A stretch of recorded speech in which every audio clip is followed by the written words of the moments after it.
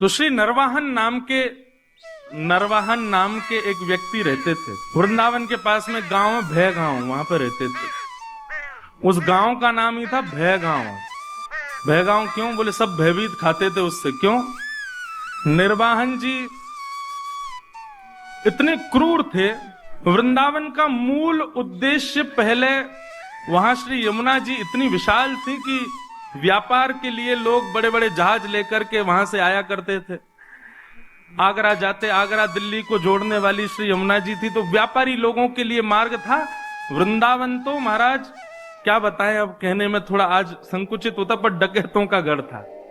वहां पे सब लूट मार करवे वाले बैठे रहते। और जब कभी भी जहाज यमुना जी में होके निकलते तो विशेष रूप से नरवाहन, इसकी पूरी गैंग थी, बड़े महाराज खूब सारे लोग थे, आते जाते जहाजों को अर्धरात्रि में कैसे भी करके और पकड़ लेता और उनसे कर वसूलता। कर तो लेता ही, ऊपर से कुछ ना कुछ लूट मार भी कर लेता। इसलिए सब लोग डरते थे यमुना जी के मार्ग से। दिन दिन में ही निकल जाओ, कहीं रात हो गई तो नरवाहन पकड़ लेगा। ऐसा नरवाहन। तो जब श्री महाप्रभु जी राधा वल्लभ लाल जी को लेकर के वृंदावन में आए तो वर्णन आता है कि आत्मदेव ब्राह्मण, जिसकी 2 कन्या थी, उसने खूब धन संपत्ति देकर के भेजा। साज सज्जे, ऐसे सुंदर सुंदर श्रृंगार, ऐसे सुंदर सुंदर सोने चांदी मणि आदि के मुकुट।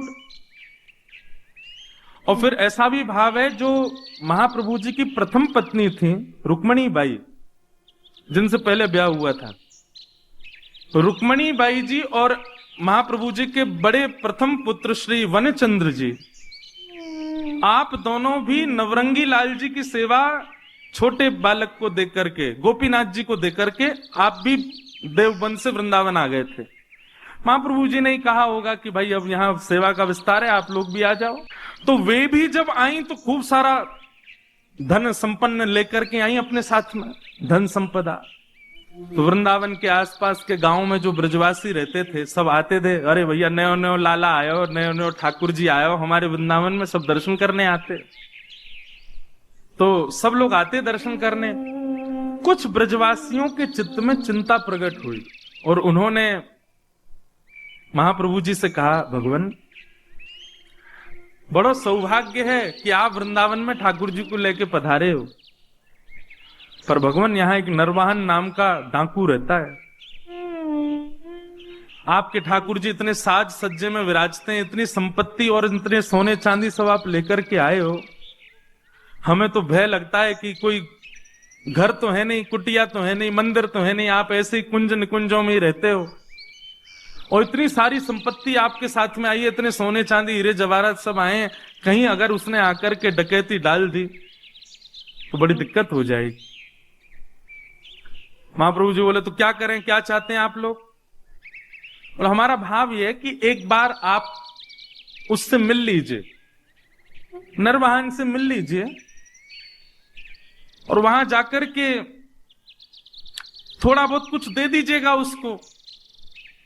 उससे थोड़ी मैत्री जैसी, थोड़ा प्रेम भाव हो जाएगा, तो वो कम से कम ठाकुर जी की सामग्रियों को स्पर्श ना करे। महाप्रभु जी तो अष्टयाम में इतने व्यस्त रहते थे, हम लोग विचार करते हैं 2 समय के भोजन ठाकुर जी को पधराना, उसके लिए भी कितनी योजना बनाते हैं। पर श्री हरिवंश महाप्रभु जी ने राधा वल्लभ जी को वृंदावन में विराजमान करके अगले दिन से ही अष्टयाम प्रारंभ कर दी। 8 याम सेवा चलती राधा वल्लभ जी की।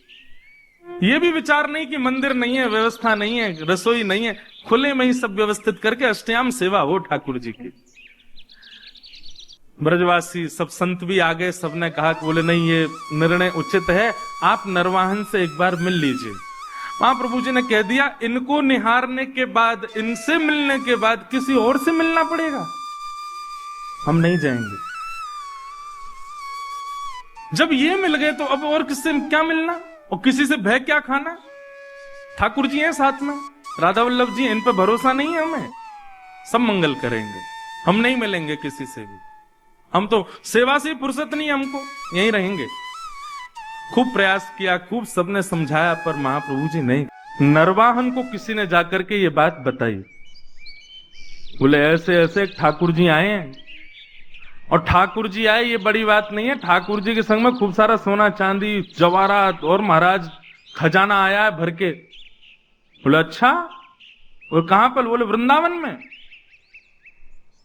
वृंदावन में विराजते हैं। किसी ने यह भी कहा कि जो आचार्य उनको लेकर के आए ठाकुर जी को, उनसे किसी ने प्रस्ताव रखा कि वो आपके पास आके आपसे मिल लें, पर उन्होंने वह भी ठकरा दिया। बोले कि कौन नरवाहन, हम किसी से नहीं मिलेंगे। अब तो नरवाहन को चोट लगी। बोले अच्छा, हमसे मिलने से मना कर दिया? बोले हाँ।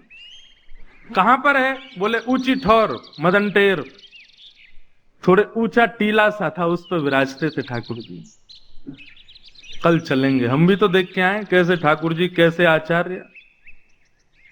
और नरवाहन अपने कुछ सेवकों के साथ में तलवार लेकर के और ऊंची ठौर की ओर बढ़ा। आहा, सुबह सुबह का समय है। मंगला आरती के पश्चात श्री राधा वल्लभ लाल जी का श्रृंगार करके हितरवंश महाप्रभु आचार्य चरण आसन पर विराजमान सन्मुख बैठ करके श्री ठाकुर जी को पद सुना रहे थे। बनी श्री राधा मोहन की जोड़ी, बनी श्री राधा मोहन की जोड़ी। नरवाहन धीरे धीरे समीप जा रहा है, अपनी तलवार से कुंजों को इधर उधर करके फिर आगे प्रवेश करता है। स्वर कानों से भीतर प्रवेश कर रहा है और स्वर में कहे गए शब्दों का चिंतन बनता जा रहा है। हितरवंश महाप्रभु गा रहे हैं और श्री राधा वल्लभ लाल जी सामने विराजमान हैं। अद्भुत छटा है ठाकुर जी की। इतने में ही तलवार से उसने कुंज जो आपस में जुड़ी हुई हैं, इस प्रकार से जैसे अंदर झांक करके देखा, पत्तों की आवाज आई। देख ही रहा था, महाप्रभु जी गा रहे थे। नरवाहन ने जैसे ही तलवार से लता गुल्मों को दूर किया और भीतर झांकने लगा, तो पत्तों की आवाज से महाप्रभु जी ने गाते गाते बस इस प्रकार से पीछे देखा। जैसे कई बार आपने अनुभव किया, कोई पीछे आ जाए, आप पूरे नहीं मुड़ के केवल इतने ही मुड़ते हो, इतने ही मुड़े और आंखों को घुमाते हो देखने के लिए कौन है पीछे। महाप्रभु जी केवल इतने घूमे और आंखों से बस पीछे निहारा, नरवाहन दिखा नहीं उनको, लेकिन नरवाहन को इतना रूप दिखा केवल महाप्रभु जी का। हरिवंश महाप्रभु का इतना मुख देखते ही उसके तो हाथ कंपायमान होने लगे, उसके तो नेत्रों से अश्रुधार गिरने लगे। ना जाने क्यों अपने अवगुण सब अवगुण जैसे दिखने लगे। मनी मन भीतर ही भीतर उसके ना जाने कितनी ग्लानि उत्पन्न होने लगी। वो मानो ये विचार करने लगा, जिस वृंदावन में इतने दिन से मैं ऐसे अनीत कृत्य कर रहा हूं, उस वृंदावन का वास्तविक दर्शन तो आज मुझे हुआ है। जिस वृंदावन को पाकर के भी मैंने उस वृंदावन की योग्यता को नहीं समझा, वो वृंदावन तो ये है। नीचे आचार्य का आधा मुख और पीछे ठाकुर जी का संपूर्ण अंग, इन दोनों का एक साथ दर्शन नरवाहन को हुआ। और केवल दर्शन मात्र से हाथ कांपने लगे, पैर कांपने लगे, स्थिति ऐसी हो गई रुक ही नहीं पा रहा था वहां, दौड़ा नीचे। पीछे सब उसके जो सेवक गए थे साथ में, वो भी दौड़े। क्या हुआ क्या हुआ, अब तो स्थिति बस कुछ समझ ही नहीं आ रहा है क्या स्थिति है। नरवाहन ने भले ही वृंदावन से डकैती करी हो, पर करी तो वृंदावन में।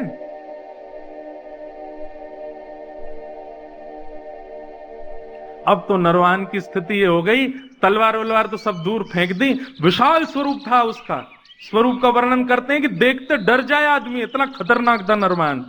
लेकिन ऐसा दीन हो गया, अभी तक वो महाप्रभु जी से चर्चा भी नहीं हुई, कुछ सुना नहीं उसने, अगले क्षण से ही उसकी स्थिति ऐसी दीन बन गया। प्राण हरिवंश, जीवन हरिवंश, नित्य हरिवंश, हरिवंश हरिवंश हरिवंश हरिवंश, बस यही गाता रहता और लता कुंजों में पड़े पड़े रुदन करता रहता, अपने आप को कुछ ऐसी आत्मग्लानि में चला गया। और केवल प्राण हरिवंश, जीवन हरिवंश, नित्य हरिवंश, बस हरिवंश हरिवंश हरिवंश, इसी भाव में ही रहे। आसपास के सब सेवक बेचारे तलवार लिए खड़े रहते, उसको देखते।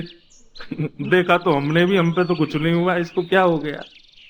सरदार सरदार, उनको बोलो हरिवंश, गाओ हरिवंश, कहो हरिवंश, नाचो हरिवंश। बोले हरिवंश रोटी खिला जाएंगे? अरे अपना काम धंधा कैसे करना है अब? बोले सब हरिवंश, नित्य हरिवंश, बस हरिवंश हरिवंश हरिवंश यही गाता रहता। जय जय राधा वल्लभ हित हरिवंश, श्री हरिवंश। साथ के सब लोगों ने सोचा, बोले भैया ट्रेंड तो हम हो ही गए इनके संग रह के, अब इनको रहने दो, हरिवंश जी की स्मृति, हम चलें अपना काम करें। उसी समय एक जैन व्यापारी आगरा से अपना कुछ सामान लेकर के बड़े जहाज में यमुना जी के रास्ते दिल्ली जा रहा था। तो नरवाहन के संग में रहने वाले सब लोगों ने योजना बनाई और उस जहाज को बीच में ही रोक लिया। उस जहाज पर भी करीब 200-250 लोग थे। उन सब लोगों ने मन में विचार किया, ये हमारा क्या बिगाड़ेंगे। वे भी लड़ने को नीचे आ गए, लेकिन नरवाहन की सेना बहुत थी और बड़े क्रूर थे सब। नहीं जीत पाए तो पूरे जैन व्यापारी के जितने लोग थे सबको बंदी बना लिया। पूरे जहाज को जमुना जी में खड़ा करके और पकड़ करके जो भय गांव था वहीं उसका कारागृह था, जेल बना रखी थी उसने, वहीं ले जा करके और सबको बंदी बना दिया। सबको बंदी बना करके उन पर क्रूरता करने लगे, मारने लगे, पीटने लगे, उनको स्थिति खराब कर दी। क्यों? क्योंकि कर तो दिया नहीं, ऊपर से हम पे हाथापाई कर रहा है। जानता नहीं हम नरवाहन की सेना है। कि दासी रहती थी नरवाहन के यहां, वो नरवाहन जी के यहां जाती थी, नरवाहन जी को देखती तो अब तो बस कुंज में बैठे बैठे श्री हरिवंश, हित हरिवंश, प्राण हरिवंश, जीवन हरिवंश ऐसी गाते हैं। वे समझ गई थी स्थिति अब किस मोड़ में मुड़ चुकी है। वे जाती थी और हरिवंश जी का दर्शन और श्री राधा वल्लभ जी का दर्शन करके आती थी, तो वहां कुछ वैष्णव मिलकर के जय जय राधा वल्लभ हित हरिवंश कीर्तन करते थे। भय गांव में जिस कारागृह में सबको बंदी बनाया हुआ था, दासी वहां गई और वहां जाकर के देखा वो जैन व्यापारी बेचारा रो रहा था, मेरे छोटे छोटे बच्चे हैं, मेरा परिवार है, मैं तुमको कर दे दिया, सब ले लो, मेरा जहाज भी अपने पास रख लो, मुझे मुक्त कर दो। लेकिन वे लोग तो इतने क्रूर, तूने हम पे हमला किया क्यों? इसी बात से उसको मार रहे थे। रात्रि का समय हुआ, सब सो गए, तो वो दासी उस जैन व्यापारी के पास गई और उससे बोली, सुनो, अर्धरात्रि का समय है, मैं जैसे ही चली जाऊं यहां से, उसके बाद जोर जोर से जय जय राधा वल्लभ हित हरिवंश, जय जय राधा वल्लभ श्री हरिवंश, जय जय राधा वल्लभ श्री, इसका उद्घोष करना और सब मिलकर के एक साथ करना। और सुनो, कोई आकर के तुमसे पूछे ये क्या गा रहे हो, किसका नाम बोल रहे हो, तो कह देना हमारे इष्ट राधा वल्लभ हैं और हमारे गुरु हरिवंश जी हैं। और ध्यान रहे, जितनी ताकत तुम्हारे पास है उतनी ताकत से गाना। उसकी योजना ये थी कि आवाज नरवाहन को सुनाई दे। कारागृह में बंदी बने हुए जो सब व्यापारी थे, उस दासी के जाति सब चिल्लाने लगे, जय जय राधा वल्लभ हित हरिवंश, जय जय राधा वल्लभ श्री हरिवंश, जय जय राधा वल्लभ हित हरिवंश। आहा, ये स्वर सुनते ही मानो नरवाहन की स्थिति तो ऐसी हो गई कि जैसे प्यासे को जल पिला दिया हो, भूखे को पानी पिला दिया हो, जिसको नींद आ रही है उसको बिस्तर दे दिया हो, जिसको अत्यंत सुख की कामना हो, जिस सुख की कामना हो वो सुख दे दिया हो। नरवाहन तो आनंदित हो गए, आनंदित होकर के उठ करके ढूंढने लगे कहां से आ रहा है स्वर। सुनते सुनते जैसे ही पहुंचे, अपने ही कारागृह में पहुंच गए। कारागृह के भीतर जाकर के देखा तो सब बंदी बने हुए हैं, वही गा रहे हैं, जय जय राधा वल्लभ हित हरिवंश, जय जय राधा वल्लभ श्री हरिवंश। नरवाहन ने जाकर, अरे भैया सुनो, कौन हो तुम लोग और ये क्या गा रहे हो? बोले महाराज, ये राधा वल्लभ जी जो हैं ये हमारे इष्ट हैं और ये हरिवंश जी जो हैं ये हमारे गुरु हैं। जैसे ही सुना कि हित हरिवंश उनके गुरु हैं, नरवाहन की तो स्थिति, हाथ पांव कांपने लगे। जिन गुरुदेव की मैं आज एक झलक देख करके मेरी स्थिति हो गई, ये उनके साक्षात शिष्य हैं, मेरे गुरु भाई हैं, और ये मेरे यहां कारागृह में बंदी। तुरंत बुलाया, बोले खोलो, अभी चरण पढ़ो, इनके चरणों में दंडवत प्रणाम करो। अपने सारे जो भी उसके सहपाठी सबको बोला, इनके चरणों में प्रणाम करो। सबने दंडवत प्रणाम किया। नरवाहन तो महाराज लेट करके उनके चरणों को अंक में भर के रुदन करने लगे। बोले भगवान, आप मेरे गुरु भाई हैं, मेरे लोगों ने आपको प्रताड़ित किया, उसके लिए मुझे क्षमा कर दो। मुझे बस ऐसी प्रार्थना है कि श्री राधा वल्लभ लाल जी, श्री गुरुदेव भगवान मुझे स्वीकार कर लें, बस, और मुझे कुछ नहीं चाहिए, आप कृपा करो भगवान। और ऐसा कहते हुए उन व्यापारियों को छोड़ दिया। जैन व्यापारी मन में विचार करने लगा, तो कौन है ये राधा वल्लभ, कौन है हितरवंश? जानता ही नहीं है, वो मुक्त हो गए उनके नाम से। भाई जिनकी वजह से जीवन मिला, एक बार देख तो चले उनको। पूछते पूछते पहुंच गए ऊंची ठौर, श्री राधा वल्लभ लाल जी का दर्शन किया। पूछने लगे, बोले भगवान वो हरिवंश जी कहाँ हैं? बोले वो वहां बैठे कुंज में। गए, जाकर के प्रणाम किया, सब अपनी बात बताई। मैं तो एक व्यापारी था महाराज, यहां से निकल रहा था, लूट लिया लोगों ने। दासी ने रात में आकर के मुझे बताया ऐसा ऐसा गाओ, पूछे तो कह देना इष्ट राधा वल्लभ गुरु हरिवंश। हमने तो बता दिया।